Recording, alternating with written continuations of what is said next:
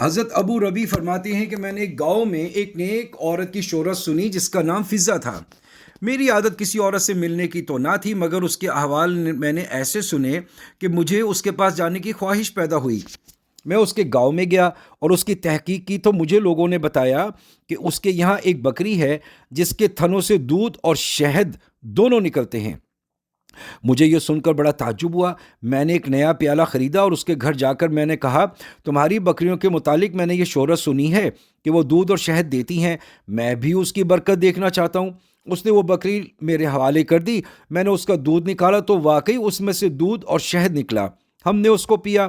اس کے بعد میں نے پوچھا کہ یہ بکری کہاں سے تمہارے پاس آئی؟ کہنے لگی، اس کا قصہ یہ ہے کہ ہم غریب آدمی ہیں، ایک بکری کے سوا ہمارے پاس کچھ نہیں تھا، اسی پر ہمارا گزر تھا۔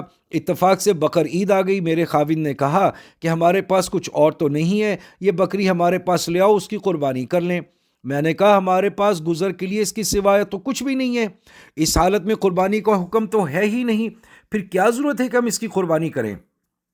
خاوند نے یہ بات مان لی اور قربانی ملتوی کر دی۔ اس کے بعد اتفاق سے اسی دن ہمارے یہاں ایک مہمان آ گیا، تو میں نے خاوند سے کہا کہ بھی مہمان کا اکرام تو حکم ہے اور کوئی چیز تو ہے ہی نہیں، اس بکری کو ہی ذبح کر لو۔ تو اس نے اس بکری کو ذبح کرنے لگے۔ مجھے یہ خیال ہوا کہ میرے چھوٹے چھوٹے بچے اس بکری کو ذبح ہوتے دیکھ کر رونے لگیں گے، اس لیے میں نے ان سے کہا کہ باہر لے جا کر دیوار کی آڑ میں ذبح کر لو، بچے نہ دیکھیں۔ وہ باہر لے گئے اور جب اس پر چھری چلائی تو یہ بکری ہماری دیوار کے اوپر کھڑی تھی، وہاں سے خود اتر کر مکان کے صحن میں آ گئی۔ مجھے یہ خیال ہو کہ شاید وہ بکری خاوند کے ہاتھ سے چھوٹ گئی۔